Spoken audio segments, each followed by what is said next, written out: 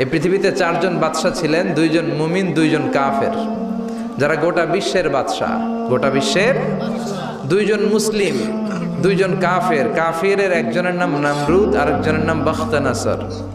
আর মুমিন একজন হচ্ছে সাইয়েদনা সুলাইমান আলাইহিস সালাম, আরেকজন হচ্ছে যুলকারনাইন।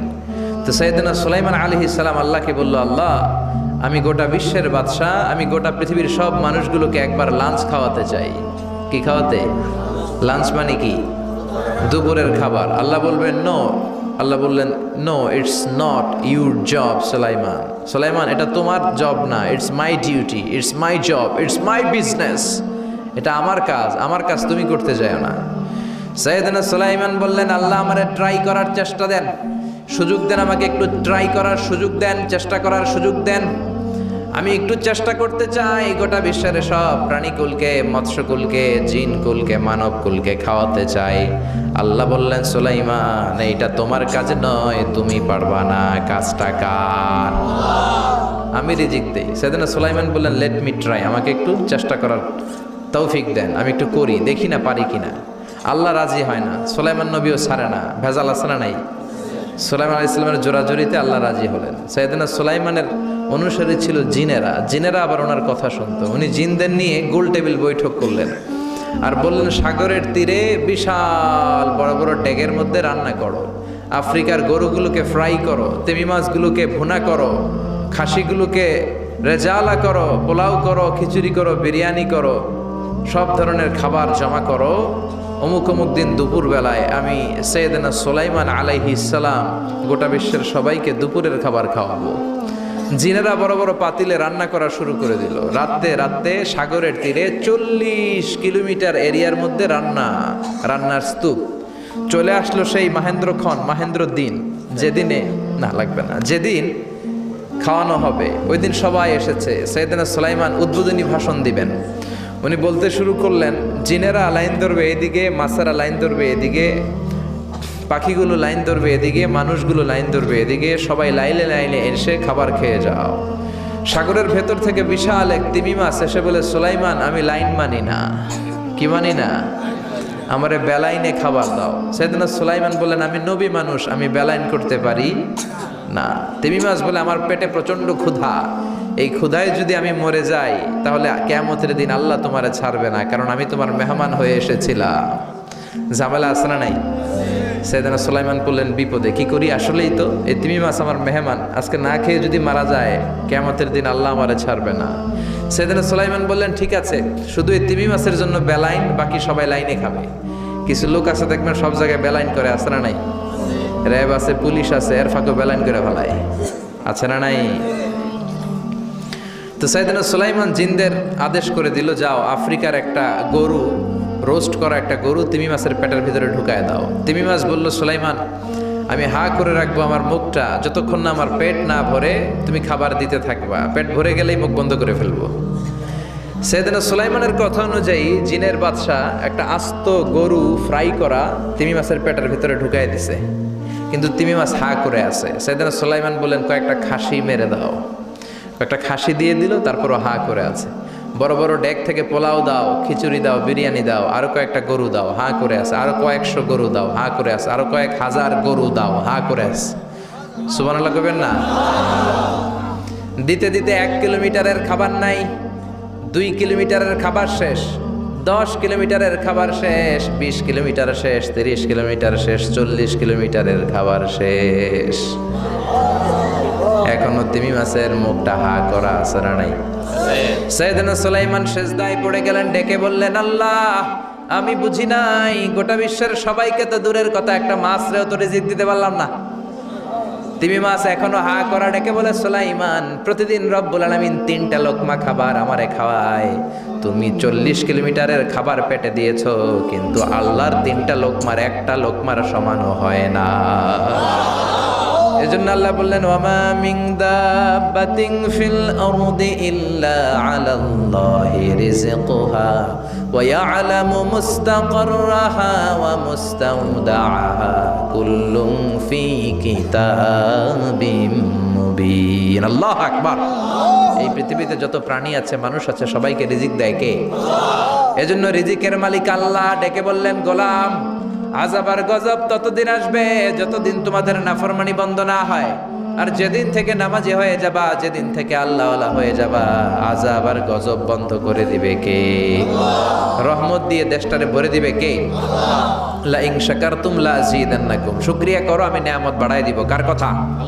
আর জোরে বলেন কার? আল্লাহ সবসময় আমাদেরকে তুমি নিয়ামত গুজারদের অন্তর্ভুক্ত হওয়ার তৌফিক দাও, আমিন। আর জোরে পড়েন আমিন। মায়েরা, বোনেরা, যাদের কানে আমার মাইকের আওয়াজ যায়, স্বামীর নাশুকরি করবেন না, এটা বড় কবিরা গুনাহ। আপনি অনেক আল্লাহর ওলি হতে পারেন, নামাজি হতে পারেন, কিন্তু আপনার স্বামী যদি আপনার উপর নাখোশ থাকে, জান্নাতের দরজা আপনার জন্য খুলবে না। বিশ্বনবী ফাতেমারে বললেন, ফাতেমা আলী কোথায়?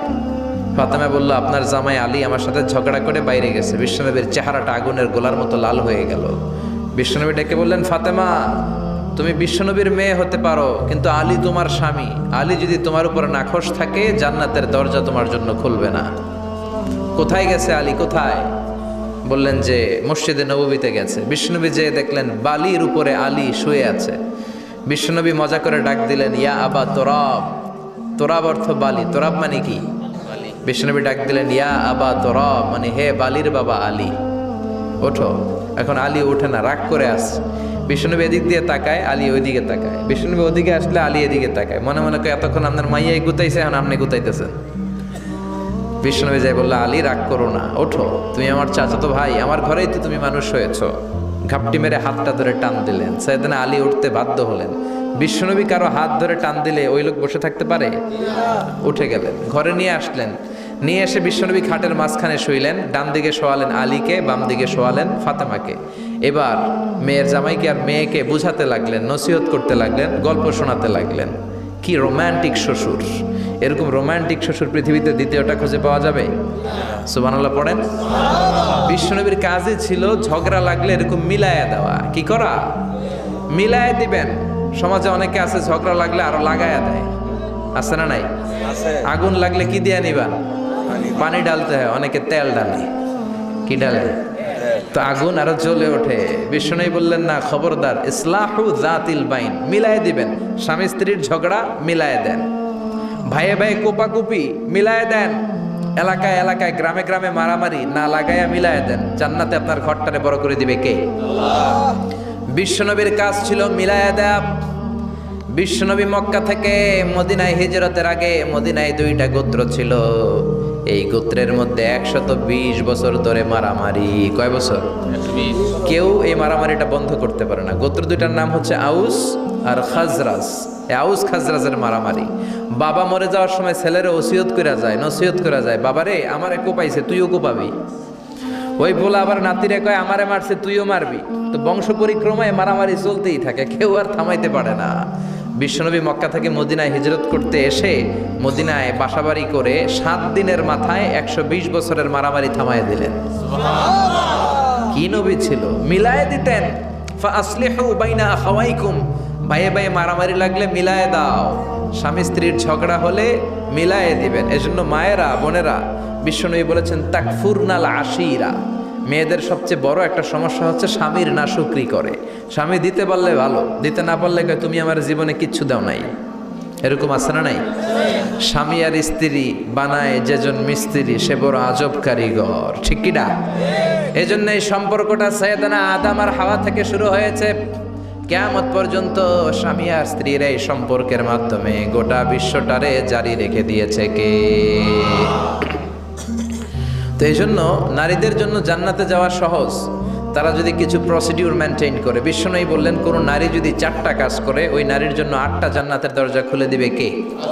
আল মারআতু ইযা সাল্লাত খামসাহা সামাত শাহরাহা আতাআত বা'লাহা হাফিজাত ফুরুজাহা ফালতাদখুল মিন আইয়ি আবওয়াবিল জান্নাতি শাআত। মায়েরা ভালো করে শোনেন, যে নারী 5 ওয়াক্ত সালাত পড়বে, রমাদানের রোজা রাখবে, স্বামীর আনুগত্য করবে, লজ্জাস্থানের হেফাজত করবে, এই 4টা কাজ করলে আল্লাহ তাআলা তার জন্য 8টা জান্নাতের দরজা খুলে দিবেন। এজন্য বিশ্বনবীও কালেকশন করতেন। তো বিশ্বনবী বললেন, মহিলারা বেশি বেশি দান করো। এই কথা শোনার পরে মহিলারা দান করা শুরু করলো। কেউ নাকের ফুল, কেউ কানের দুল, কেউ হাতের বালা, কেউ পায়ের নুপুর, কেউ গলার চেইন, বিশ্বনবীর হাতে জেহাদের জন্য দান করতে শুরু করলেন। বিশ্বনবীর হাত কয়টা? একটা বলে দুইটা। তো দুই হাতে বিশ্বনবী আর কয়টা নেবেন? আর নিতে পারে না। বেলালরে বললেন, বেলাল তোমার চাদরটা নিয়ে আস। বেলাল এরকম চাদর নিয়ে ধরলেন। বিশ্বনবী কালেকশনের ওয়াজ শুরু করলেন, আর বেলাল কালেকশনের সব জিনিসপত্র গুছাতে লাগলো। কোন সুবহানাল্লাহ। এজন্য কালেকশন করাটাও সুন্নাত, তবে ওটা একটা লিমিটেশনের মধ্যে, একটা সৌন্দর্যের মধ্য দিয়ে। কিছু কিছু মাদ্রাসার ছেলে মেয়েদেরকে চাল ওঠানোর জন্য বাড়ি বাড়ি পাঠায়, আসে না নাই? এদের ছোটবেলা থেকে মানসিকতাগুলো নষ্ট করে দেওয়া হয়। কেমন করে অন্যের কাছে হাত পাতবে এটা শেখানো হয়। ইসলাম বলে আল ইয়াদুল উলিয়া খায়রুম মিনাল ইয়াদিস সুফলা, উপরের হাত নিচের হাতের চেয়ে উত্তম। যে দেয় আর যে নেয় তাদের মধ্যে সেরা যে দেয়। চিল্লায় কোন ঠিক কিনা? আবার ইসলাম বলে দেওয়ার সময়ও ভারসাম্য করে দিবা, দেওয়ার সময় কিপটামি করা যাবে না, আবার ঘরে যা আছে সবও দিয়ে দেওয়া যাবে না, ঠিক কিনা? বিশ্বনবীর গায়ে একবার একটা জুব্বা, কয়টা?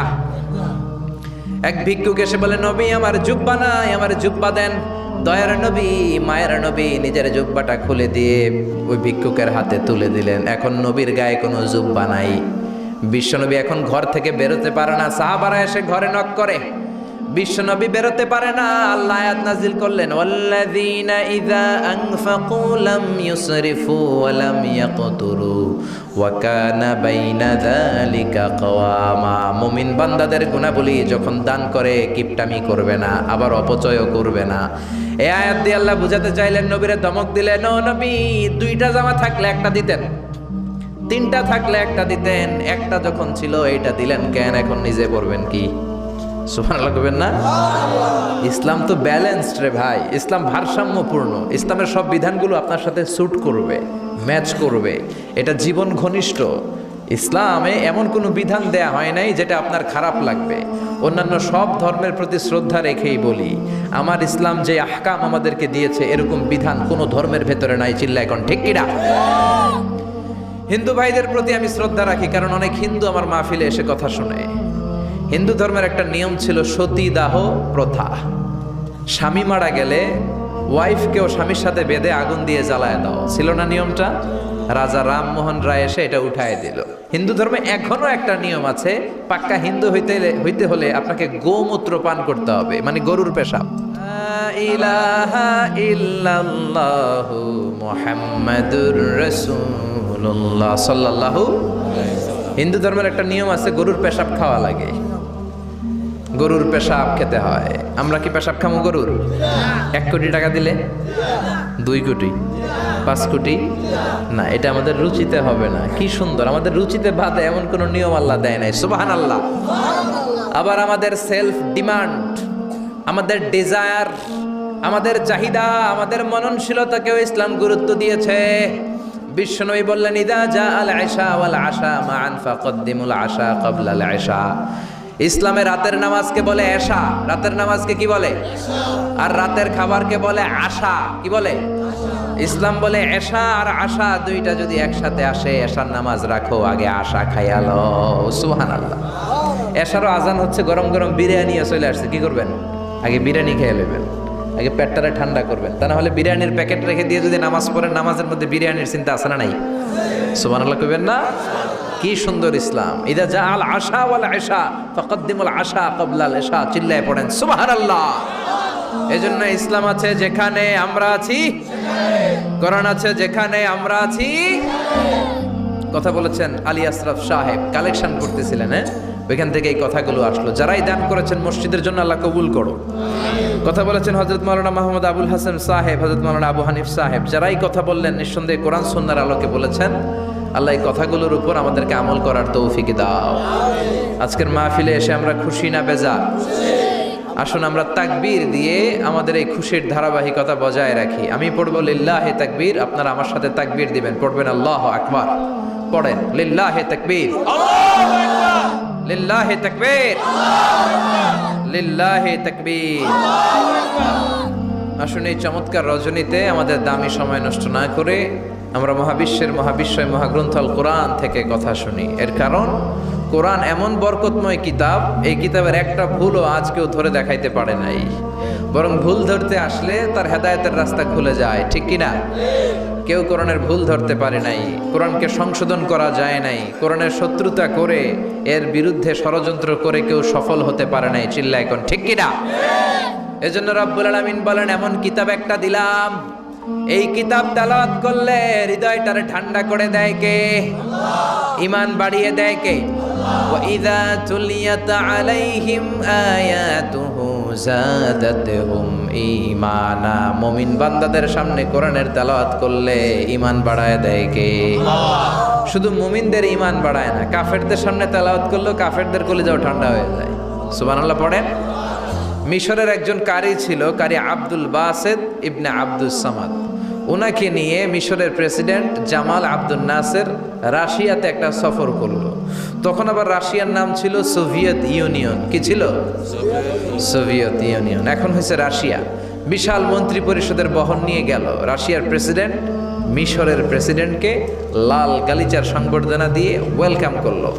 এবার মিশরের প্রেসিডেন্ট তার মন্ত্রী পরিষদকে পরিচয় করায় দিচ্ছে যে এটা হচ্ছে আমার হোম মিনিস্টার, এটা আমার এডুকেশন মিনিস্টার, এটা আমার ফিনান্স মিনিস্টার।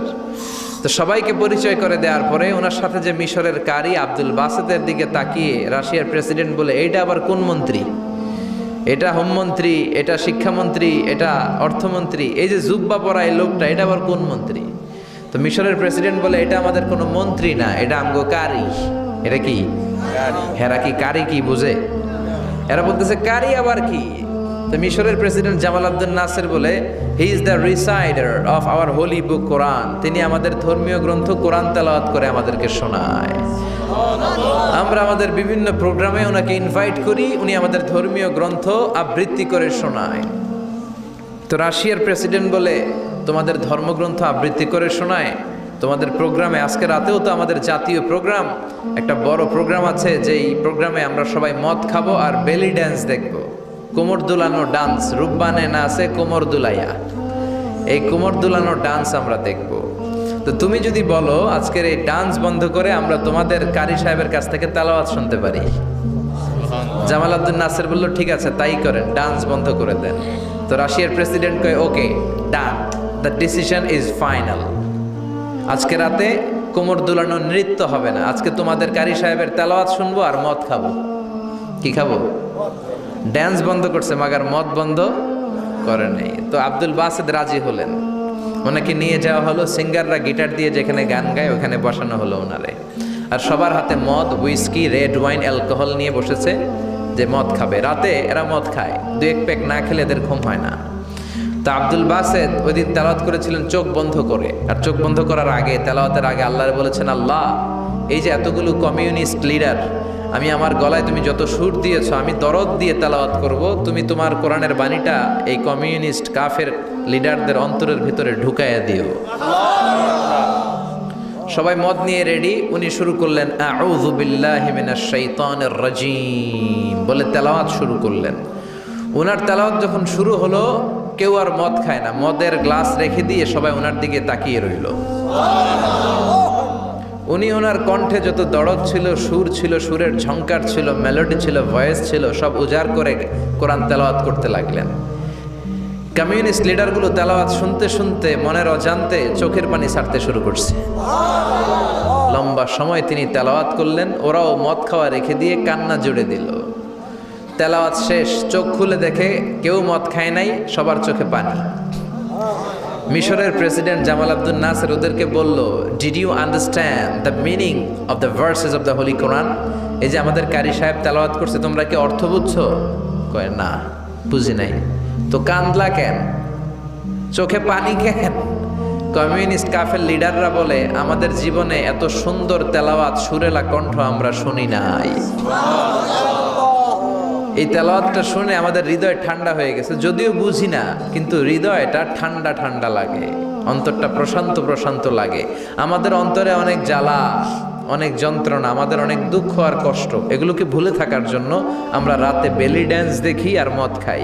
তবে এরকম কারি যদি আমাদের দেশে থাকতো, আমরা বেলি ড্যান্স না দেখে প্রতিদিন রাতে তেলাওয়াত শুনতাম। ওই কোরআন আজও আছে না নাই? আজও সেই কোরআন আছে, হাদিস আছে, সেই ঈমান আর মানুষ নেই, সেই আলী হায়দারে ওসমান নেই। আজানের ধ্বনি আছে আগেরই মতোই, আজানের ধ্বনি আছে আগেরই মতোই, বেলালের সেই রূহ নেই, বেলালের সেই রূহ নেই। আজও সেই কোরআন আছে, হাদিস আছে, সেই ঈমান আর মানুষ নেই, সেই আলী হায়দারে ওসমান নেই। চিল্লা এখন ঠিক কিনা? এজন্য কোরআন আজও আছে। ওই কোরআন থেকে দরদ দিয়ে তেলাওয়াত করতে পারলে কাফেরদের হৃদয়কেও ঠান্ডা করে দিবে কে? এজন্য এই কিতাব এমন কিতাব যেই কিতাবের ভুল খুঁজে বের করা যায় না। ভুল ধরতে আসলেই তার ভুলটাই আল্লাহ তার চোখের সামনে তুলে ধরে। চিল্লায় বলেন ঠিক কিনা? সেই কোরআন থেকে আমরা কথা শুনবো, সেই কোরআনের আলোতে নিজেদেরকে আমরা আলোকিত করার চেষ্টা করব। রাজি আছেন? অনেক রাত, সময় আমাদের কম, কথা আমাদের বেশি। আসুন সরাসরি আমরা মহাবিশ্বের মহাবিশ্বয় মহাগ্রন্থ আল কোরআন আল করিম থেকে আমরা কথা শুনবো। আমি আমার খুতবার শুরুতে সূরাতুল বনী ইসরাইলের ছোট্ট একটা আয়াত তেলাওয়াত করেছি। আজকের এই চমৎকার রাতের আলোকে কিছু কথা শুনবো। সবাই পড়েন ইনশাআল্লাহ। সূরা বনী ইসরাইলের এই 23 নম্বর আয়াতে আল্লাহ তাআলা ইরশাদ করে বলছেন, ও আমার গোলামেরা, আমি আল্লাহর পক্ষ থেকে তোমাদের জন্য স্পেশাল 2টা ফায়সালা আছে, স্পেশাল 2টা ঘোষণা আছে। এই ঘোষণাগুলার কোনো নড়চড় হবে না, অনড় ঘোষণা। ফায়সালা কয়টা? 2টা। রব্বুল আলামিন বলেন, ওয়াকাদা রাব্বুকা আল্লা তা'বুদু ইল্লা ইয়্যাহু ওয়া বিল ওয়ালিদাইনি ইহসানা। আমি আল্লাহর প্রথম ফায়সালা হলো আল্লাহ তা'বুদু ইল্লা ইয়্যাহ। এই জমিনে কারো ইবাদত করা যাবে না একজনের ছাড়া, তিনি কে? কারো জিকির করা যাবে না একজনের ছাড়া, তিনি কে? কাউকে সেজদা দেয়া যাবে না একজনকে ছাড়া, তিনি কে? এখন আপনি যদি মসজিদেও সেজদা দেন, মাজারেও সেজদা দেন, তাহলে কি আপনি আল্লাহর বান্দা হতে পারলেন নাকি? মাজারে সেজদা দেয়া যাবে না, সেজদা দিতে হবে মসজিদে। সেজদা পাওয়ার অধিকারী একজন। এজন্য আল্লাহ বলেন, ওয়াসজুদ ওয়াক্তারিব, সেজদা দাও, আমার নিকটবর্তী হও। বান্দা যখন সেজদা দেয়, বান্দা আল্লাহর কাছে চলে যায়। দেখা যায় মসজিদের মধ্যে সেজদা পড়ে, কার্পেটের মধ্যে সেজদা পড়ে, জায়নামাজে পড়ে। আল্লাহ বলে না, জায়নামাজে পড়ে নাই, আমি আল্লাহর কুদরতি পায়ের উপরে তোর সেজদাটা পড়েছে। এজন্য সেজদা দেওয়ার দরকার আছে না নাই? যারা সেজদা দেয় তাদের সাথে কোরআনের আইন বাস্তবায়নের দরকার আছে না নাই? এজন্য আল্লাহ বললেন, আমার ফায়সালা 2টা। জোরে বলেন কয়টা? 1 নম্বর ফায়সালা, আল্লাহ তা'বুদু ইল্লা ইয়্যা, এক আল্লাহ ছাড়া অন্য কারো ইবাদত করা যাবে না। আল্লাহ বললেন, জিন জাতি আর মানব জাতি, এই 2টা জাতিকে আমি তৈরি করেছি শুধুমাত্র আমার ইবাদতের জন্য। কার কথা? আমা খালাকাতুল জিন্না ওয়াল ইনসা ইল্লা লিয়াবুদুন। জিন জাতি এবং মানব জাতিকে আমি তৈরি করলাম আমার ইবাদতের জন্য। কার ইবাদত? ডাকবেন কারে? নাকি খাজা বাবারে? কেউ ফিরে না খালি হাতে, খাজারে তোর দরবারেতে, বলে না? ভুয়া কথা। দরবারে যায় খালি হাতে ফিরে না, এটা একটা ভুয়া কথা। কত দরবার থেকে মানুষ খালি হাতে ফিরে। জামা নিয়ে গেছে, জামা হারাই গেছে। মোবাইল নিয়ে গেছে, মোবাইল চুরি হয়ে গেছে। জুতা নিয়ে গেছে, জুতা চোরে নিয়ে গেছে, এখন খালি হাতে খালি পায়ে ফিরে আসে। এরকম আছে না নাই? একটা দরবার থেকে কেউ কোনোদিন খালি হাতে ফিরে না। দরবারটা কার দরবার? কেউ ফিরে না খালি হাতে, আল্লাহরে তোর দরবারেতে। বলেন, কেউ ফিরে না। আমরা নামাজে আল্লাহরে বলি, আল্লাহ ইহদিনাস সিরাতাল মুস্তাকিম, আমাদেরকে আপনি সিরাতুল মুস্তাকিম দেন। বলি কি বলি না?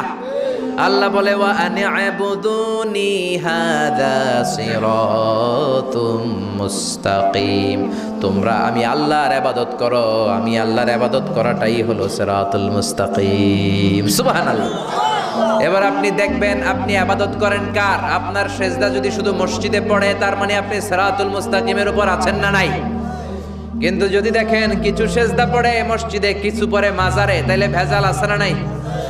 মাজার ব্যবসা বাংলাদেশে আছে না নাই? বেশি না কম? হক্কানি ওলিয়া উলিয়াদের সাথে আমাদের কোনো দ্বন্দ্ব নাই, কিন্তু মাজারকে পুঁজি করে যারা ব্যবসা করে, ভণ্ডামি করে, এগুলোর সাথে ইসলামের কোনো সম্পর্ক তো দেল বান্দা কালমা চোরে, না পায় শ্মশান না পায় ঘর, দিন থাকিতে আয়রে পথে ছাইড়া দে ভণ্ডামি ভণ্ডামি ভণ্ডামি ভণ্ডামি, ছাইড়া দে ভণ্ডামি। নামাজ কালাম পড়ে না ইবলিশ শয়তানের নানা, আছে না নাই? দরবারের খাদেম নামাজ নাই, রোজা নাই, লাল শালু পড়ে, চুল আর দাড়ির ভেতরে জটলা, 3 মাসেও গোসল করে না, আছে না নাই? নামাজ রোজা করে না ইবলিশ শয়তানের নানা, ধর্মের একখান খুঁটি ধইরা কয়দিন করবা হয়রানি, ভণ্ডামি ভণ্ডামি ভণ্ডামি, ছাইড়া দে ভণ্ডামি। ঠিক কিনা? এরকম ভণ্ডামের সাথে ইসলামের কোনো সম্পর্ক। এজন্য আল্লাহ বললেন, গোলাম সেজদা দিবা একজন রে, তিনি কে? এই পৃথিবীতে আল্লাহ যত নবী পাঠিয়েছেন, যত রাসূল পাঠিয়েছেন, সব রাসূলের দাওয়াত ছিল একটা। কয়টা? কোন নবীর সাথে আরেক নবীর কথার কোনো গরমিল ছিল নাকি? এক নবী বলছে আল্লাহর ইবাদত করো, আরেক নবী এসে বলছে কৃষ্ণের ইবাদত করো, এরকম হয়েছে? এক নবী বলে আল্লাহর ইবাদত করো, আরেক নবী বলে গৌতম বুদ্ধের ইবাদত করো, এরকম আছে নাকি? সব নবীরা বলেছে ইয়া কওমি ইবুদুল্লাহ মা লাকুম মিন ইলাহিন গায়রুহু আফালা তাত্তাকুন। ও আমার কওমের লোকেরা, ইবাদত করবা একজনের, তিনি কে? তাহলে আল্লাহ বললেন, গোলাম আমার ফয়সালা দুইটা। প্রথম ফয়সালা, আল্লাহ তা'বুদু ইল্লা ইয়া, ইবাদত আমি আল্লাহ ছাড়া অন্য কারো করা যাবে না।